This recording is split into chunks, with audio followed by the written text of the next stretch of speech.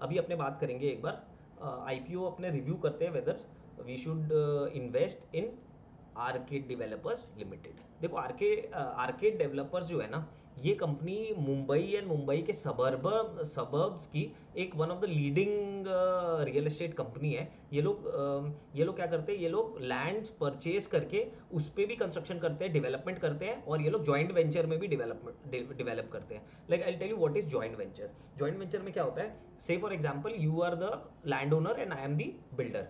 तो मेरे को लैंड खरीदने का जरूरत नहीं पड़ता है, मैं आपके पास आता हूँ कि आपके पास इतना एकड़ लैंड है, you give the land to me, let us enter into an agreement, you give the possession of the land to me, मैं ये वाली बिल्डिंग बनाऊंगा, इसमें हम लोग प्लान्स वगैरह सब सैंक्शन कराएंगे, ये वाली बिल्डिंग बनाऊंगा, उसमें से इतना percent XYZ percentage of the total constructed area वो मैं आपको दे दूंगा, उसके बाद आपको उससे जो करना है वो आप कर लो। ठीक है। In general I have also you know while I was practising as a CA, तो मेरे बहुत सारे ऐसे क्लाइंट्स थे जो रियल एस्टेट कंपनीज भी थे और बहुत सारे लैंड ओनर्स भी थे। तो इसमें क्या होता है कि इन जनरल मैंने जो चीज़ देखी है कि एक्चुअल में क्या होता है, देखो एक लैंड खरीदना है, से एक 100 एकड़ लैंड है, उसका कॉस्ट बहुत ज़्यादा होगा, और बॉम्बे जैसा एरिया में कॉस्ट मतलब हज़ारों करोड़ में उसकी कॉस्ट चली जाएगी। बट क्या होता है कि और अगर बिल्डर खुद पूरा खरीद के बना रहा है तो उसको पूरा पहले लैंड खरीदना है, उसके ऊपर वो कंस्ट्रक्शन कॉस्ट भी इनकर करेगा, और उसके बाद वो उसको बेच के वहां से उसको रेवेन्यू आएगा, राइट। बट जॉइंट वेंचर में क्या होता है, land is lit almost free, क्योंकि क्या होता है the land owners they get some deposit पहले, और साथ में उनको जो कंस्ट्रक्टेड एरिया होता है वो उनको मिल जाता है। तो इसमें क्या होता है कि जो अपफ्रंट लैंड का कॉस्ट है वो up to 80 up to 90 to 95% वो उनका इन्वेस्टमेंट बच जाता है, जॉइंट वेंचर में वो हो जाता है। और इसमें बेनिफिट लैंड ओनर को कैसे बेनिफिट होता है, लैंड ओनर को क्या होता है कि उसको ये बेनिफिट मिल जाता है कि भाई अगर वो अभी ज़मीन बेच दे तो शायद 100 करोड़ की बिके, और अगर उसको कंस्ट्रक्ट होके पूरा फ्लैट्स मिलेगा तो उसमें उसको वैल्यूएशन ज़्यादा मिल जाती है। ठीक है, 3 साल 5 साल उसको बनने में लगता है, बट एक बार अग्रीमेंट हो जाती है, then you know that in 3 to 5 years और 7 years और 10 years depending on the time period of the completion of the project उनको वो वाली चीज़ मिलने वाली है, और हायर वैल्यूएशन वो वहाँ पे कमांड कर पाएंगे।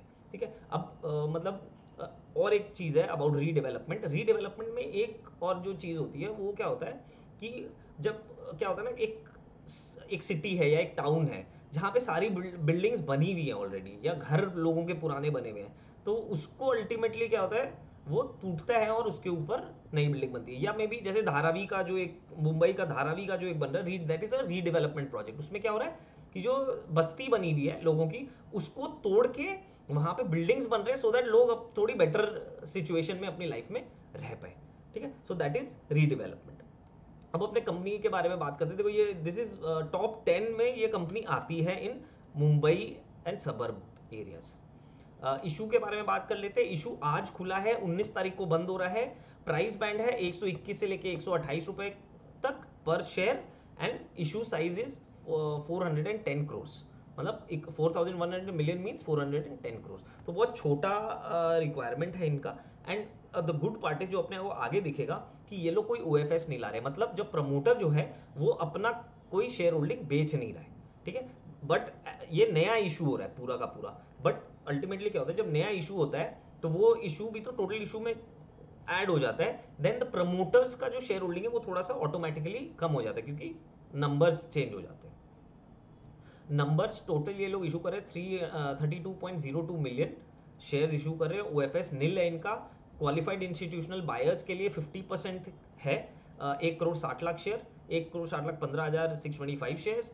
और NII के लिए है 48 लाख 4,688 शेयर्स। रिटेल इन्वेस्टर्स के लिए 1 करोड़ 12 लाख 10,938 शेयर्स। टोटल जो है वो 3 करोड़ 20 लाख शेयर्स का है। Now what will they do with the money, ये लोग एक तो डेवलपमेंट एक्सपेंसेस में डालेंगे, मतलब जो ये लोग लैंड को डेवलप करके जो कंस्ट्रक्शन करेंगे उसके ऊपर ये लोग 250 करोड़ रुपए लगाएंगे, और 160 करोड़ रुपए ये लोग रख रहे हैं फॉर एक्वायरिंग जो ऐसा है कोई लैंड जिसको ये लोग आगे आइडेंटिफाई करके बाई करेंगे। ठीक है, मतलब ये एक तरह से ये एक्सेस काइंड ऑफ मनी है, वहाँ जो ये रखा रहेगा, और जब जब ये लोग को कोई ऐसा लैंड दिखेगा कि हाँ ये लैंड लेना चाहिए तो वो लोग वो यहाँ से वो पैसे उस लैंड के अंदर डालेंगे। And also this 160 crore includes general corporate purposes also.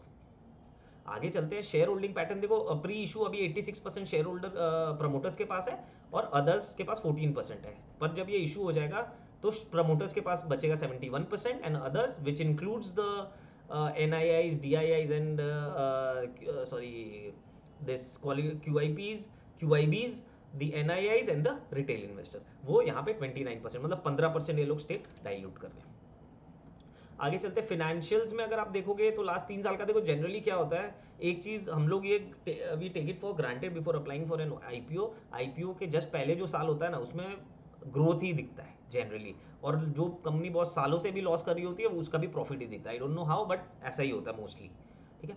तो एबिटा भी इनका बढ़ा हुआ है, एबिटा मार्जिन 24% 22 में था, 27% 23 में था और 26% 24 में है, ठीक है। तो ये थोड़ा सा अच्छा है EBITDA margin. Then PAT 508 crore, 508 crore and 1228 crore. PAT margin is 22%, 23%, 24 में 19%। नेटवर्थ ऑफ द कंपनी ठीक है।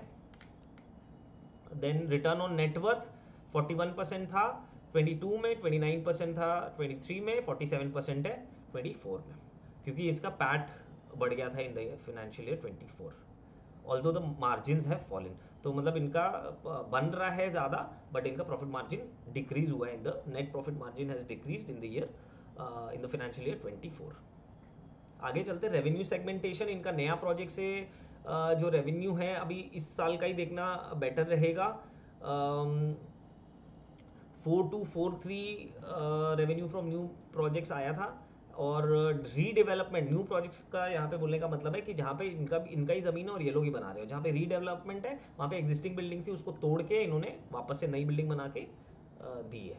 तो वहाँ पे इनको मतलब 210 करोड़ रुपए का वहाँ से रेवेन्यू आया, और नए जो प्रोजेक्ट इन्होंने किए उससे 424 करोड़ का इनको रेवेन्यू आया। तो total 6347 million which means 634.7 crore rupees का इनका रेवेन्यू था, ठीक है। मतलब नया प्रोजेक्ट से इनको ज़्यादा आ रहा है इफ़ यू कंपेयर, तो 67% of the revenue is from new projects and 33% is from redevelopment projects. अगर पुराने सालों का आपने देखे तो इनका 100% पहले पूरा न्यू प्रोजेक्ट्स में ही काम हुआ है 22 में, 23 में 59% is new projects and 41% is redevelopment projects. अब इसमें देखो इसमें फ़र्क क्या होता है एक्चुअल में, जनरली जो रीडेवलपमेंट प्रोजेक्ट्स होते हैं उसमें थोड़ी सी मार्जिन कम हो जाती है इनके लिए। Then ongoing projects 6 project इनके अभी चल रहे हैं, जिसमें developable area is 18,72,000 square feet, saleable area as per RERA is 6,61,616 and carpet area already sold is 3,45,402। Upcoming projects भी आ रहे हैं, 6 प्रोजेक्ट आ भी रहे हैं, तो मतलब 6 प्रोजेक्ट चल रहा है, 6 प्रोजेक्ट और आ रहा है। एंड माइंड यू कि ये जो ये जितने भी ये इस काइंड ऑफ प्रोजेक्ट्स होते हैं, इन प्रोजेक्ट्स में यहाँ पे क्योंकि बॉम्बे और वो वाले एरिया में रेट्स भी बहुत हाई मिलते हैं, तो इनको पैसे इनकी कमाई तो अच्छी होती है। देखो 30% for a builder is good. Now what are the strengths of the company? Company's operations are strategically positioned in Mumbai, western suburbs में है including Borivali, Goregaon East, Santa Cruz West, और 2017 से they have been among the top 10 developers in these areas. मैंने ये बता दिया था आपको। देन टोटल जो सप्लाई आ रहा है टॉप 10 में से 7% इन लोग का है। The company operates with an integrated business model leveraging in house resources. अच्छा, इसके बारे में बिल्कुल लास्ट में बताऊंगा। इनका ये क्या है ना, इनका जो बिजनेस मॉडल है ना, इनकी पूरी टीम्स इन हाउस है, बाहर का कोई नहीं है, पूरी टीम्स इनकी इन हाउस है, और ये टाइमली कंप्लीशन ऑफ प्रोजेक्ट्स ये कर लेते हैं, ठीक है। Then if you move to strategies क्या है, ईस्टर्न रीजन जो है महाराष्ट्र मेट्रोपॉलिटन रीजन का, वहाँ पे ये लोग करेंगे moving of the value chain. ये लोग प्रीमियम और लग्जरी रेसिडेंशियल भी बनाते हैं। Continue to be focus on blended business model. Blended business model क्या होता है? ब्लेंडेड बिजनेस मॉडल मीन नया projects and redevelopment projects mix, मतलब उसका मिक्स क्या है, जो हमने यहाँ पे ये परसेंटेजेस देखे थे, ये वाले 67%, 33% एंड 100%, ये जो है that is this is a blended business model basically, ठीक है। इसी को ये लोग ब्लेंडेड बोलते हैं ना। क्या रिस्क हो सकता है? जो एक रियल एस्टेट कंपनी के लिए रिस्क हो सकता है, वो सारे रिस्क इनके लिए भी है, ठीक है। मतलब सही लैंड सही नहीं लिए, रिसर्च नहीं किए ठीक से लेने के पहले, तो वहाँ पे गड़बड़ हो सकता है, कोई लोकल इश्यूज़ के कारण गड़बड़ हो सकता है।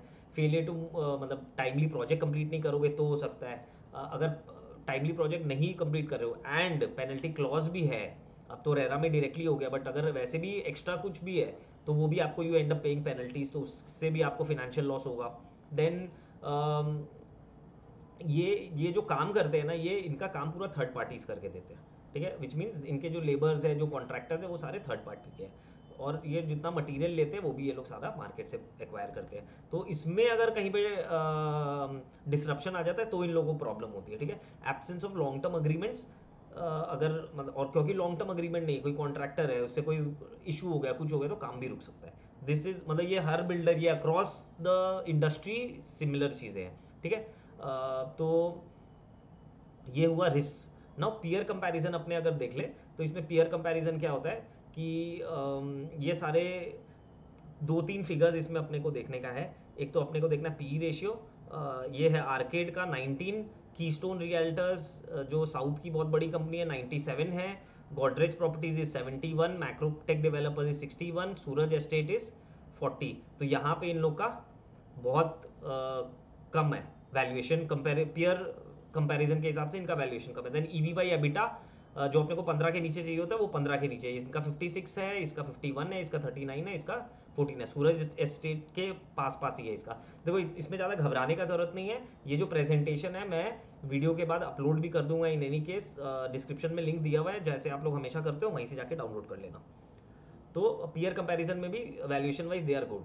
आउटलुक क्या है, आउटलुक मेरा यही है कि ये लोग अच्छा काम कर रहे हैं, और जो मैंने सारी चीज़ें बताई वो यहाँ पे समराइज करके रखा हुआ है। ओवरऑल अगर देखा जाए तो इनका फ्यूचर अच्छा लगता है, क्योंकि इंडस्ट्री भी अच्छी है और अभी आगे रियल एस्टेट अच्छा करने वाला है, प्लस इंटरेस्ट रेट्स कम होंगे तो उसमें और ज़्यादा बेनिफिट इन लोगों को मिलने वाला है, ठीक है। वैल्यूएशन वाला पार्ट मैंने ईवी बाई एबिट बता दिया और पी भी बता दिया। तो ओवरऑल इफ यू सी कि this is a very good, मतलब अगर if you look from the angle of valuations and other stuff, ये कंपनी मेरे को अच्छी लगती है and you can go for the IPO.